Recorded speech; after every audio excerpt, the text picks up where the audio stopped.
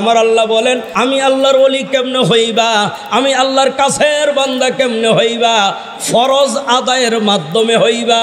বিভিন্ন ভণ্ড পীরের মাজারে গেলে তাদের কাছ থেকে শোনা যায় নামাজ নাকি লাগে না। ওনারা বলে এইভাবে রুকুওয়ালা নামাজ, এইভাবে সেজদাওয়ালা নামাজ, এইভাবে কিয়ামওয়ালা নামাজ, এইভাবে সূরাওয়ালা নামাজ আমরা জানি না। আমরা দেন খেলের নামাজ পড়ি, অথচ বুখারী শরীফের 6502 নম্বর হাদিস প্রমাণ করে আল্লাহর ওলি যদি হইতে চাও 1 নম্বরে ফরজগুলা আদায় করতে হবে। 1 নম্বরে ফরজগুলা আদায় করতে হবে। তাহাজ্জুদের কথা বলে নাই, নফল রোজার কথা বলে নাই, আওয়াবিন নামাজের কথা বলে নাই, ইশরাক চাষতের কথা বলে নাই, আগে বলছে ফরজের কথা। ভাইরা আমার, তার মানে যেই সমস্ত পীরেরা পীর দাবি করবে অথচ ফরজ নামাজ পড়বে না, তারা পীর হতে পারে না। যারা নাকি রমজানের ফরজ রোজা রাখবে না, তারা কখনো পীর হতে পারে না। যারা নাকি ঠিক মতো হিসাব করে যাকাত আদায় করবে না, তারা পীর হতে পারে না। যারা তৌফিক থাকা সত্ত্বেও হজ আদায় করবে না, তারা পীর হতে পারে না। যারা নাকি পর্দা করা ফরজ হওয়া সত্ত্বেও পর্দার বিধান মানে না, তারা কখনো পীর হতে পারে না। ঠিক কিনা জোরে কর। এরপর অংশের মধ্যে রাসূল বলছেন, ওমা ইয়াজালু আবদি ইয়াতাকাররাবু ইলাইয়া বিন-নওয়াফিল। ফরজগুলো শেষ করার পরে মনে মনে কয় আমি নফলগুলো আস্তে আস্তে আদায় করতে হবে। যার কারণে তাহাজ্জুদ ছাড়ে না, যার কারণে আওয়াবিন নামাজও ছাড়ে না, যার কারণে ইশরাকের নামাজও ছাড়ে না, যার কারণে চাষতের নামাজও ছাড়ে না। আমার রাসূল ডাক দিয়া কয় নফল নামাজগুলো একাধারে আদায় করতে থাকে। প্রিয় বান্দারা যখন লাগাতার নফলগুলো আদায় করে, সকাল বিকাল তাসবিহ তাহলিল আদায় করে রে ভাই, নির্ধারিত জায়গার মাসনুন সূরাগুলো ছাড়ে না, তখন আল্লাহ রাব্বুল আলামিন দেখা যায় তাকে মহব্বত করা শুরু করে দেয়। আমার আল্লাহ রাব্বুল আলামিন ডাক দিয়া কয়, আমি আল্লাহ যখন কোনো বান্দাকে ভালোবাসতে শুরু করি, আমি আল্লাহ রাব্বুল আলামিনের কাছে তার কানের নিয়ন্ত্রণ চলে আসে। বান্দা চাইলে গান শুনতে আর পারবে না, বান্দা চাইলে গীবত আর শুনতে পারবে না। যেই চক্ষু দিয়া বান্দা দেখে, এই চক্ষুটা আমি আল্লাহর নিয়ন্ত্রণে চলে আসে। ওয়াদাহুল্লাতি ইয়াবতিশু বিহা, যে হাত দ্বারা বান্দা ধরে ওই হাতটা আমি আল্লাহর নিয়ন্ত্রণে চলে আসে।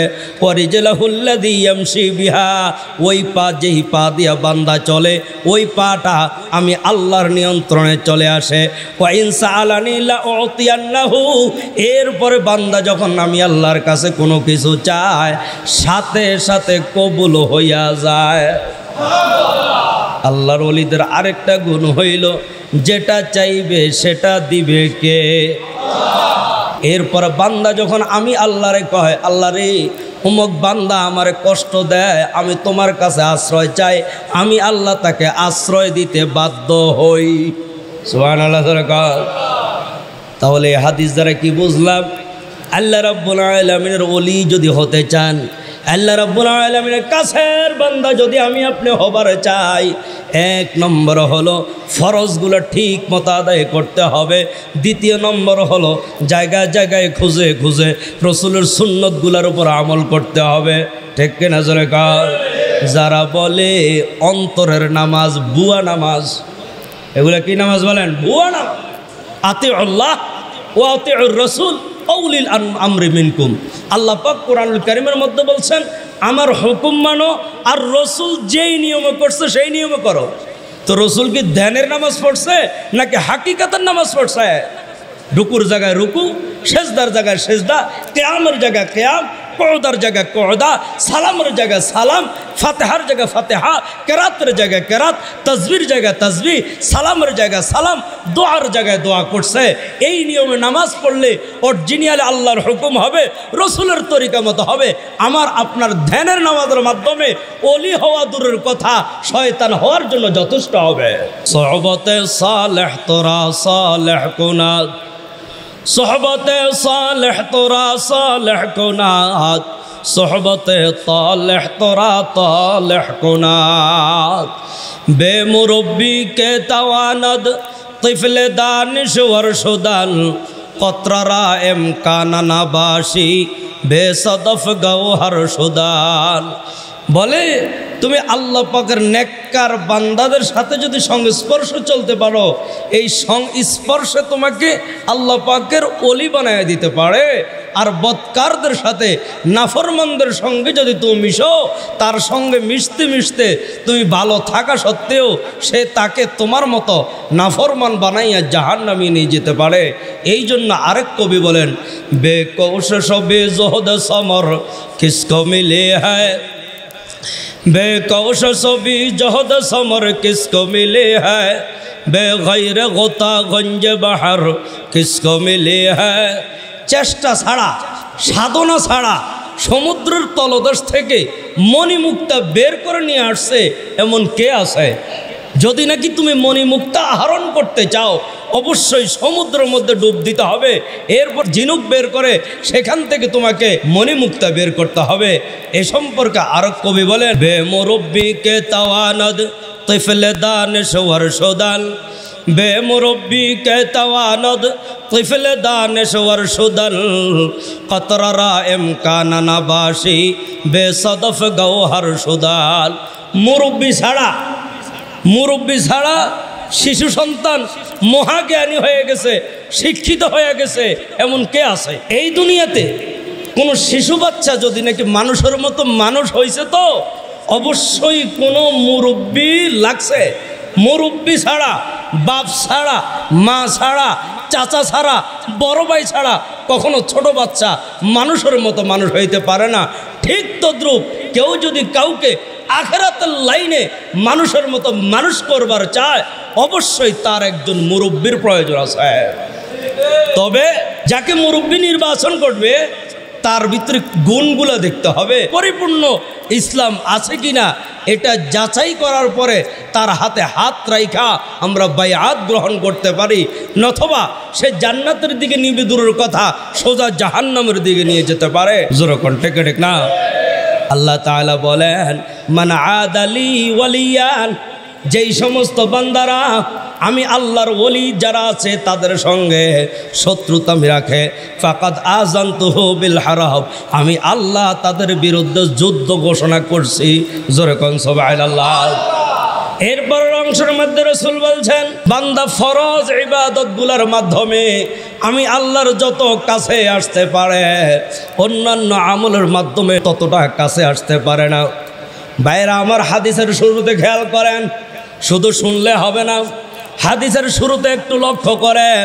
বুখারী শরীফের 6502 নম্বর হাদিসের শুরুতে বলা হয়েছে, আমি আল্লাহর বন্ধু যারা আছে তাদের সঙ্গে যারা শত্রুতা রাখে, আমি আল্লাহ তাদের বিরুদ্ধে যুদ্ধ ঘোষণা করলাম। সোহবাতুন শব্দ থেকে সাহাবি, মানে যারা রসুলের সোহবত পাইছেন তাদেরকে সাহাবি বলে, যারা রসুলের সান্নিধ্যে ছিলেন ইমানি হালতে তাদেরকে সাহাবি বলে, অন্যদেরকে সাহাবি বলে না। তার মানে সোহবত থেকে সাহাবি, রসুলের সোহবতে যারা ছিল তারা যেমন সাহাবি হয়েছে। যেহেতু রসুল নাই, রসুল বলছেন ইন্নাল উলামা ওরাসাতুল আম্বিয়া, আলেম ওলামারা হইল রসুলদের ওয়ারিস, নবীদের ওয়ারিস। এখন আলেম ওলামাদের সোহবতে না যাওয়া পর্যন্ত তোমার ইমান তাজা হবে না, তুমি সঠিক ইসলামটা জানতে পারবেন না। জোরে কণ্ঠে ঠিক না? এখন আপনি আপনার ইসলামটা, ইমানটা কেমনে মজবুত করবেন, কেমনে আল্লাহ পাকের কাছে যাইবেন, এটা আপনার ইচ্ছা। আপনি কোন আলেম ধরবেন, কোন ওলামার সান্নিধ্যে থাকবেন, আপনি এটা যাচাই বাছাই করার দায়িত্ব আপনার। আমি প্রায় সময় বলি, সব কিছু খাঁটি ভেজাল নির্বাচন করতে পারেন, হক্কানি আলেম বুঝে নির্বাচন করার শক্তি খোদা দেয় নাই। সব কিছুই আমাদেরকে দিয়েছে। প্রয়োজনে হক্কানি আলেম ওলামা যাদেরকে আপনি মনে করেন যে উনি এই হুজুরটা সত্য, এই আলেমটা সঠিক, এই সমস্ত আলেমদের কাছে পরামর্শ নেবেন। হুজুর অমুক আলেম বলেছে, আলেমের সোহবতে থাকতে হবে। এই দুনিয়াতে, এই বাংলাদেশে কোন আলেমটা হকের উপরে আছে আমাকে দেখায়া দেন, আমি তার সান্নিধ্যে থাকতে চাই, আমি তার সোহবতে থাকতে চাই। ভাইরা আমার, রসুল বলছেন যদি আতরওয়ালার সামনে দিয়ে, দোকানের সামনে দিয়ে যাও, না কিনলেও নাকি গ্রান লাগবে। আর যদি নাকি কোনো দুর্গন্ধময় জায়গা দিয়ে যাও, ওইখানে না অবস্থান করলেও হাইটা গেলেও নাকের মধ্যে গন্ধ লাগবে। এই জন্য উলামায়ে কেরামের দরবারে বসো, বাইআত গ্রহণ না করলেও নাকের মধ্যে ইসলামের ঘ্রাণ পাওয়া যাবে। আব্দুল্লাহ ইবনে মুবারক রাহমাতুল্লাহ আলাইহির কাছে একজন এসে বলল, হুজুর আপনি তো অত্যন্ত বড় আলেম, অত্যন্ত মুহাক্কিক আলেম, আপনার কাছে আমি জানবার চাই হযরত আমির মুআবিয়া রাদিয়াল্লাহু আনহু শ্রেষ্ঠ নাকি ওমর ইবনে আব্দুল আজিজ রাহমাতুল্লাহ আলাইহি শ্রেষ্ঠ? কে শ্রেষ্ঠ? রাসূলের সাহাবী আমির মুআবিয়া শ্রেষ্ঠ নাকি ওমর ইবনে আব্দুল আজিজ শ্রেষ্ঠ? আপনার কাছে জানবার চাই। আব্দুল্লাহ ইবনে মুবারক রাহমাতুল্লাহ আলাইহি ডাক দিয়া কয়, তুমি কেন এই প্রশ্ন করলা? ওই লোক ডাক দিয়া বলে, হুজুর ওমর ইবনে আব্দুল আজিজের রাষ্ট্রটা এমনভাবে তিনি পরিচালনা করলেন, এমনভাবে চালাইলেন, একই ঘাটলার মধ্যে বাঘ এবং হরিণ পানি পান করছে। আর আমিরে মুআবিয়া রাদিয়াল্লাহু আনহুর আমলে শুধুমাত্র কাটাকাটি হানাহানি হয়েছে। এই জন্য আমি আপনার কাছে জানবার চাই, ওমর ইবনে আব্দুল আজিজের দাম বেশি নাকি আমিরে মুআবিয়ার দাম বেশি? আব্দুল্লাহ ইবনে মুবারক কয়, ওরে বেকুব, কিসের সঙ্গে কি মিলাইলি? হ্যাঁ বেকুব, কিসের সঙ্গে কি মিলাইলা? কার সঙ্গে কাকে মিলাইলা? আমির মুআবিয়া রাদিয়াল্লাহু আনহু উনি যে রাসূলের সঙ্গে জিহাদে শরীক হয়েছে, যেই ঘোড়ার পিঠের মধ্যে তিনি উঠেছেন, এই ঘোড়া যখন দৌড় মারল আর যখন দুলাবালি উঠতে আরম্ভ করলো, এই দুলাবালুর কিছু অংশ যেই ঘোড়ার নাকের মধ্যে ঢুকছে, ওমর ইবনে আব্দুল আজিজ রাহমাতুল্লাহ আলাইহির দাম ওই যে ঘোড়ার দুলার সমানও না। সুবহানাল্লাহ। তুমি জিজ্ঞেস করছো আমির মুআবিয়ার দাম বেশি না ওমর ইবনে আব্দুল আজিজের দাম বেশি? শোনো, আমির মুআবিয়া তো জিহাদে গেছে, আর যে ঘোড়ার খুরের আঘাতে জমিন থেকে দুলাবালি উঠছে, এই দুলাবালি উড়ে যে ঘোড়ার নাকের মধ্যে গেছে, এই দুলাবালির সমানও ওমর ইবনে আব্দুল আজিজ দাম হতে পারে না। কেননা তারা রাসূলের সোহবতে থাইকা তাদের ঈমানকে এত খাঁটি বানাইছে, যার কারণে আল্লাহ কুরআনুল কারীমের মধ্যে বলতে বাধ্য হয়েছেন, রাদিয়াল্লাহু আনহুম ওয়া রাদু আনহু, তারাও আমি আল্লাহর প্রতি রাজি, আমি আল্লাহ নিজেও সাহাবীদের প্রতি রাজি এবং খুশি। সুবহানাল্লাহ। সাহাবায়ে কেরাম রাসূলের সোহবতে থাইকা কি পরিমাণ পাকা পুক্ত ঈমানকে বানাইছেন, একটাই মাধ্যম, সেটা হলো সোহবত। আজকে আমি সোহবত থেকে বহু দূরে। আমি বলি না আপনি ভণ্ড পীরের কাছে যান, আমি বলি না আপনি গাঞ্জাখোর পীরের কাছে যান, আমি বলি না আপনি বেদাতি কোনো পীরের কাছে যান। আমি বলছি পীর মানে মুরব্বী, মুরব্বী মানে আলেম। আপনি হক্কানি আলেমের কাছে যেতে বলেছে, যার কাছে গেলে আপনার আস্থা, আপনার বিশ্বাস মনে হয় তার কাছে গেলে আমি সঠিক ইসলামটা পাবো, আমি তার কাছে যাওয়ার জন্য বলছি। ঠিক কিনা জোরে কন? ভাইরা আমার, সোহবতের মধ্যে থাকলেন, ওলামায়ে কেরামের মজলিসে বসলে রে ভাই, আপনার ঈমানের মধ্যে কেমন পরিবর্তন আসবে, কেমন পরিবর্তন আসবে। একজন সাহাবীর নাম হলো হযরত হানজালা। হানজালা রাদিয়াল্লাহু আনহু রাসূলের মজলিসের মধ্যে বসলো। মজলিস শেষ হওয়ার পরে আস্তে আস্তে করে বাসায় চলে গেল।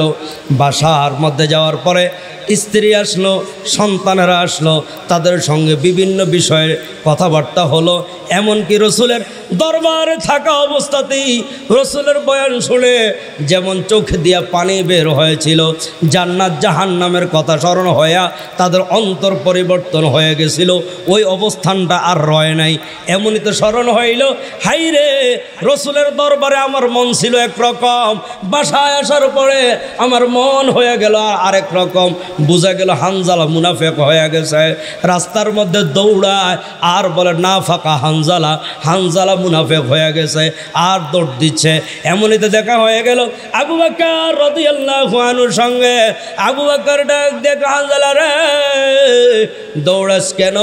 হানজালা ডাক দেখ আবু বকর, হানজালা তো মুনাফিক হয়ে গেল। আরে মুনাফিক হইলি কেমনে? তুই না রসুলের সাচ্চা সাহাবি, তুই না রসুলের সহবতপ্রাপ্ত সাহাবি, তুই আবার মুনাফিক হইলা কেমনে?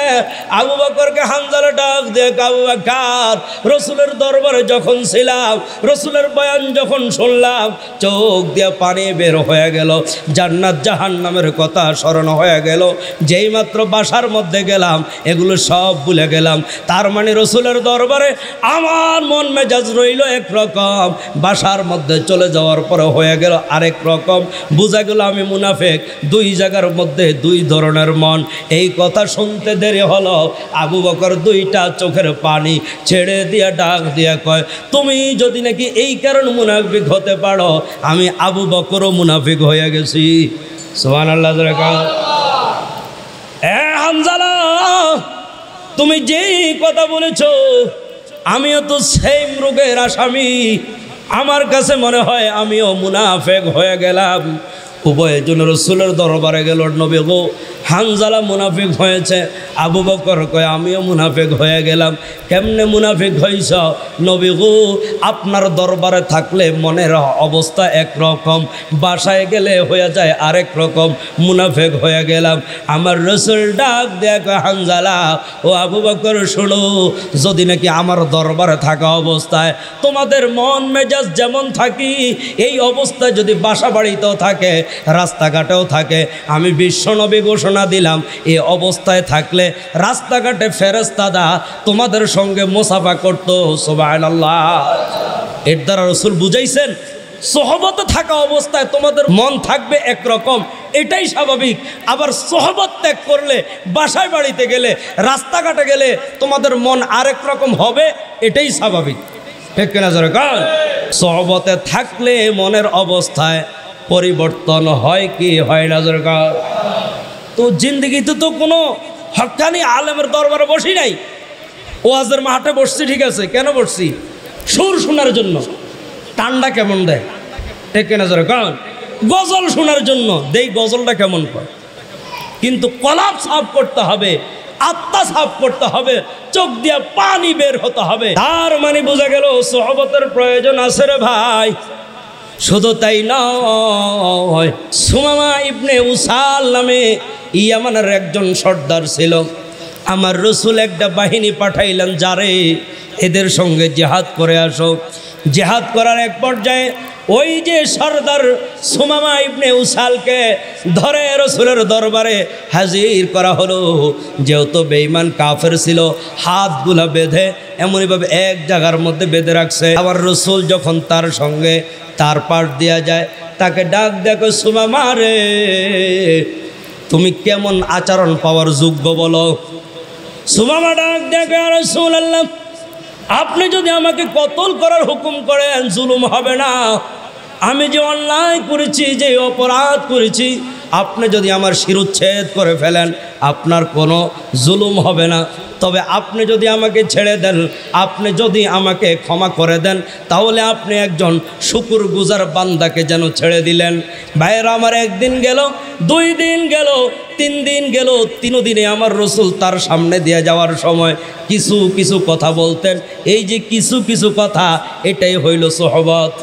সুবহানাল্লাহ। এই যে রসুলের সংস্পর্শ, কিছু কিছু কথা বলতেন, এটাই ছিল সোহবত। 3 দিন পরে আমার রসুল ডাক দিয়ে কয়, হে সাহাবায়ে কেরামেরা, সুমামা ইবনে উসালকে ছেড়ে দাও। আমার রসুলের নির্দেশ মোতাবেক সুমামা ইবনে উসালকে ছেড়ে দেওয়া হলো। সুমামা ডাক দিয়ে কয়, নবী গো ছেড়ে দিলেন তো ভালো কথা, আপনি আমাকে কালিমা পড়াইয়া দেন। সুবহানাল্লাহ। ইয়া রাসূলুল্লাহ এই কালিমা পড়ার আগ পর্যন্ত, ইয়া রাসূলুল্লাহ এই কালিমা পড়ার আগ পর্যন্ত এই পৃথিবীর মধ্যে সবচেয়ে ঘৃণিত ব্যক্তি ছিলেন আপনি। কিন্তু কালিমা গ্রহণ করার পরে এই পৃথিবীর মধ্যে সবচেয়ে সম্মানিত ব্যক্তি হয়ে গেলেন আপনি। সুবহানাল্লাহ। ইয়া রাসূলুল্লাহ এই ইসলাম ধর্ম গ্রহণ করার আগে এই মদিনা শহরটা আমার কাছে সবচেয়ে ঘৃণিত শহর ছিল। এখন তামাম পৃথিবীর সবগুলা শহরের মধ্যে মক্কা নগরীটা আমার কাছে সবচেয়ে শ্রেষ্ঠ শহর মনে হলো। নবী গো, ইসলাম ধর্ম গ্রহণ করার আগে ইসলাম ধর্মটা ছিল আমার কাছে সবচেয়ে ঘৃণিত, কিন্তু ইসলাম ধর্ম গ্রহণ করার পরে গো নবী, আমার কাছে ইসলামটা সর্বাধিক প্রিয় ধর্মে পরিণত হয়েছে। সুবহানাল্লাহ। ভাইয়েরা আমার, মাত্র 3 দিন বাধা ছিল রসুলের দরবারে, 3 দিন বাধা ছিল, তেমন কিছুই রসুল করেন নাই। শুধু যাওয়ার সময় আসার সময় 3 দিন তাকে সোহবত দিছে, তার সঙ্গে ছিল, বিভিন্ন কুশল বিনিময় করলো, কথাবার্তা বললো। এই কুশল বিনিময় করার কারণে তার ভিতরে যদি এত পরিবর্তন আসে রে ভাই, একজন হক্কানি আলমের কাছে যদি বারবার যান, তার কাছ থেকে বলেন হুজুরও জান্নাতে যাওয়ার রাস্তা কোনটা, কিভাবে জিকির করলে আল্লাহ পাওয়া যাবে, কিভাবে নামাজ পড়লে আল্লাহ পাওয়া যাবে, কিভাবে আল্লাহকে ডাকলে রোজা রাখলে আল্লাহকে পাওয়া যাবে, জানায়া দেন। হক্কানি আলেমের কাছে যদি যাইবার পারেন, হক্কানি আলেমের সোহবতে আপনাকে সিরাতে মুস্তাকিমে উঠাইয়া আল্লাহর তরি জান্নাতে পৌঁছায়া দিবে। সুবহানাল্লাহ।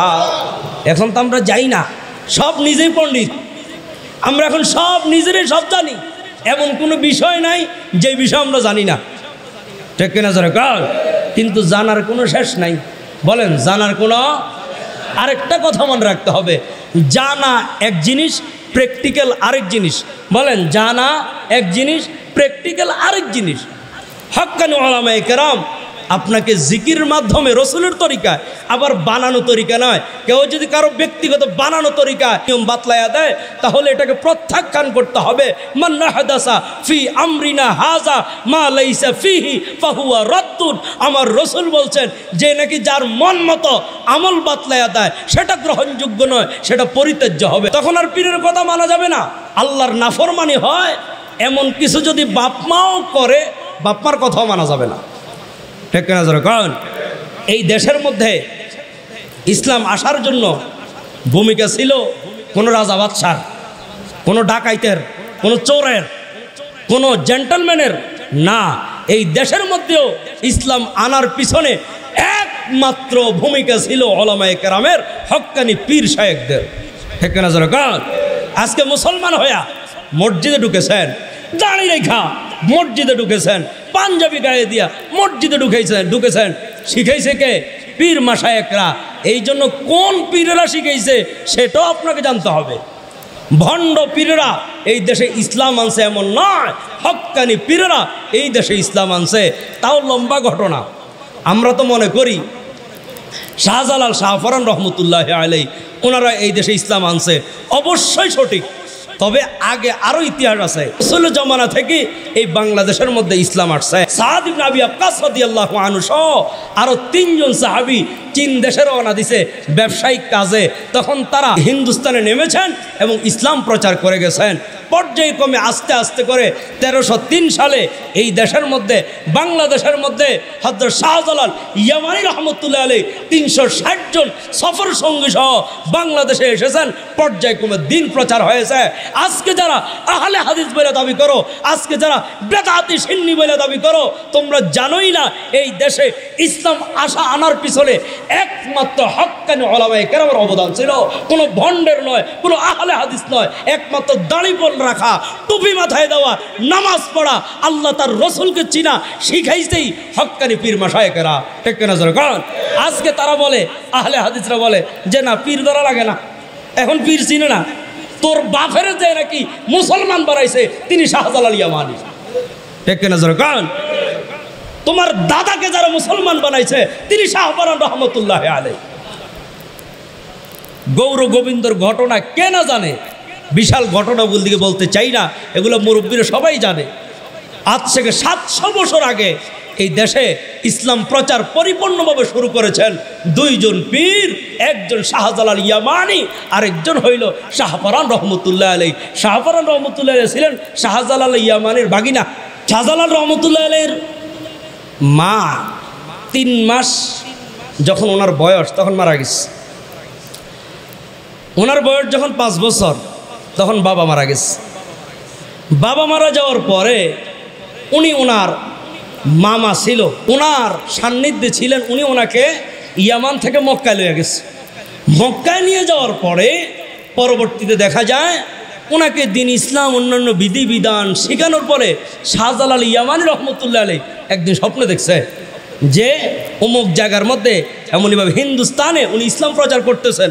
মামারে জানাইছেন, মামা বলছেন অনুমতি দিলেন তুমি যাও। তো সর্বপ্রথম উনি মক্কাতুল মুকাররমা থেকে হিন্দুস্তানে আসছেন। ভারত, পাকিস্তান, বাংলাদেশ, আফগানিস্তান যখন সব এক জায়গায় ছিল, এক ছিল, তখন তিনি আসছেন।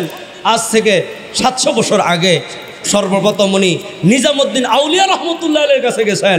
ওনার সান্নিধ্যে থাকার পরে ওনার হুকুমে উনি আবার বাংলাদেশের সিলেটে আসছেন। ঠিক না যখন সিলেট কীভাবে আসছে সেটারও কিন্তু ঘটনা আছে। এই বাংলাদেশের মধ্যে 8টা পরিবার ছিল মুসলমান। 8টা পরিবারের মধ্যে একটা ছিল বোরহানুদ্দিন সাহেব রহমতুল্লাহ আলাইহি। ওনার বাচ্চা কাচ্চা হইতো না। উনি আল্লাহর কাছে, আল্লাহ যদি আমার একটা সন্তান দাও, ও আদা দিলাম গরু কেটে খাওয়াবো, গরু কেটে খাওয়াবো, মান্নত করছে। আল্লাহ পাক দিছে একটা সন্তান।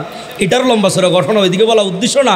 এটাকে কেন্দ্র করে, এই তোনার সন্তানকে কেন্দ্র করে শাহজালাল ইয়ামানি রহমতুল্লাহ আলাইহি আস্তে আস্তে করে বাংলাদেশে এসেছেন এবং দিন প্রচার করেছেন। জোরে কোন সুবহানাল্লাহ। মৃত্যু পর্যন্ত তিনারা ইসলাম প্রচারে নিজেদেরকে নিমজ্জিত করে রেখেছেন। শাহপরান রহমতুল্লাহের সেম ঘটনা। সিলেট শহর থেকে 9 কিলোমিটার দূরে উনি এক জায়গার মধ্যে আস্তানা গাড়ছেন। ওইখানে থেকে ওইখান থেকে বিভিন্ন জায়গার মধ্যে ঘুরে ঘুরে দিন প্রচার করেছেন এবং এই জায়গার মধ্যে এসে অবস্থান করতেন। ওই জায়গায় মৃত্যু হয়েছে। বুঝে থাকলে বলেন, ওনার মাজার, শাহজালাল রহমতুল্লাহের মাজার। ওনারা কি গাঞ্জা পছন্দ করতেন? এটা যেরকম ওনারা নিশা বন্ধ করতে আসছেন, নিশা চালু করতে আসেন নাই।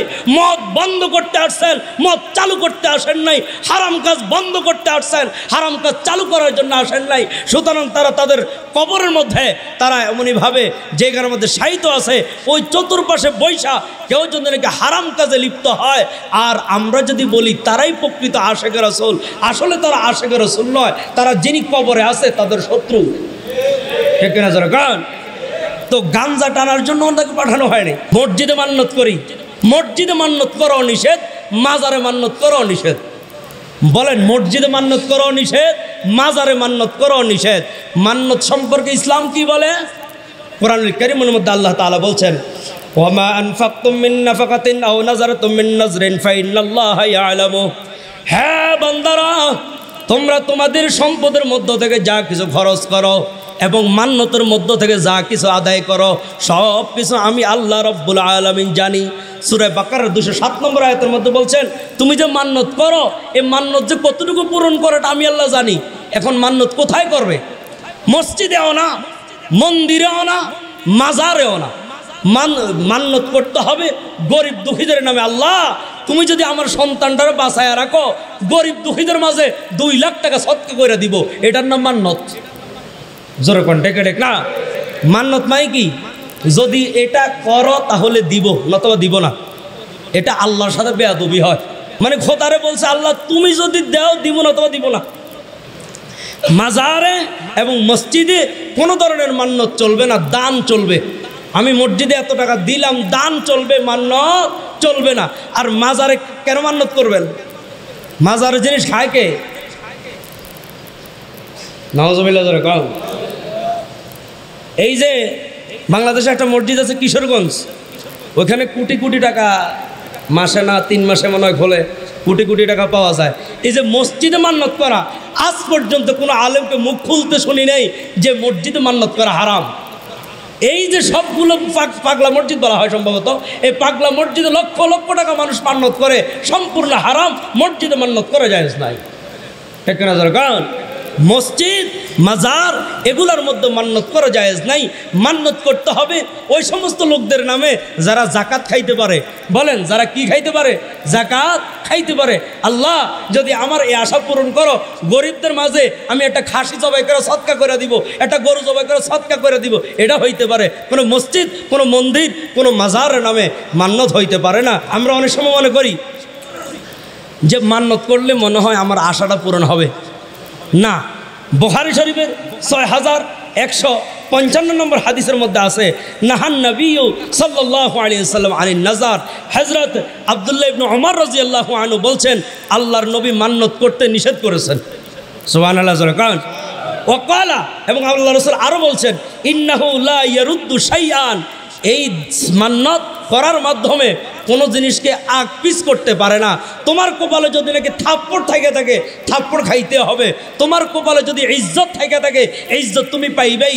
এই মান্নতের মাধ্যমে কোনো জিনিস হটাইতেও পারে না, আনতেও পারে না। এছাড়া আরও অসংখ্য হাদিস আছে যেগুলো মান্নতের বিরোধিতা করছে। মান্নত একমাত্র সেখানেই করবে গরিব দুঃখীদের নামে করবে। আল্লাহ রাব্বুল আলামিন আমাদেরকে সঠিকটা বুঝার তৌফিক দান করেন, জোরে করে আমিন। ওয়া আখিরু দাওয়ানা আনিল হামদুলিল্লাহি রাব্বিল আলামিন।